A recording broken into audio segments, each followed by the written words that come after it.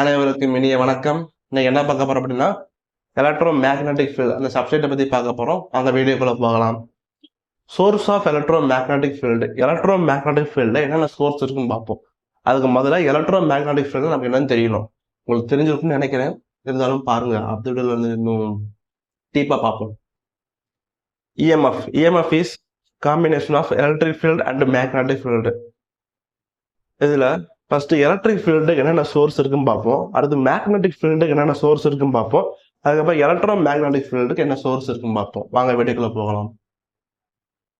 Source of electric field, அதாவது charges at rest condition. Charges ஒரு இடத்துல இருந்து இன்னொரு இடத்துக்கு மூவ் ஆகாம ஸ்டேபிளா ஒரு இடத்துல இருக்கு. அப்ப அதை சுத்தி ஃபீல்டு லைன்ஸ் கிரியேட் ஆகுது. கரெக்டா? அந்த ஃபீல்டு லைன்ஸுக்கு பேரு தான் எலக்ட்ரிக் ஃபீல்டு. சார்ஜஸ்ல ரெண்டு டைப் இருக்கு. ஒன்று பாசிட்டிவ், இன்னொன்று நெகட்டிவ். அடுத்து வந்து source of magnetic field. Magnetic field என்னென்ன சோர்ஸ் இருக்குன்னு பார்ப்போம். Natural magnetic materials. இந்த மெட்டீரியல்ஸ் தான் மேக்னெட்டிக் ஃபீல்டை கிரியேட் பண்ணுது. கரெக்டா? நேச்சுரல் மேக்னெட்டிக் மெட்டீரியல்ஸ்க்கு ஒரு பெஸ்ட் எக்ஸாம்பிள் வந்து நம்ம எர்த்து தான். எர்த்தில் உண்டாகக்கூடிய அந்த magnetic field charge of moving condition. அதாவது அங்கே சார்ஜ் ஸ்டேபிளாக இருந்துச்சு எலக்ட்ரிக் ஃபீல்டில். இங்கே மேக்னெட்டிக் ஃபீல்டில் அந்த சார்ஜஸ் வந்து ஒரு இடத்துல இருந்து இன்னொரு இடத்துக்கு மூவ் ஆகுது. அந்த டைமில் அங்கே மேக்னெட்டிக் ஃபீல்டு கிரியேட் ஆகுது. கரெக்டாக?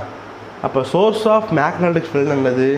எலக்ட்ரிக் ஃபீல்டும் மேக்னெட்டிக் ஃபீல்டும் கம்பைன் பண்ணி டிஃபைன் பண்ணியிருப்போம். நேச்சுரல் சோர்ஸ் இன் காஸ்மாஸ். அதாவது இதுக்கு சிறந்த எடுத்துக்காட்டு வந்து சன்னு வந்து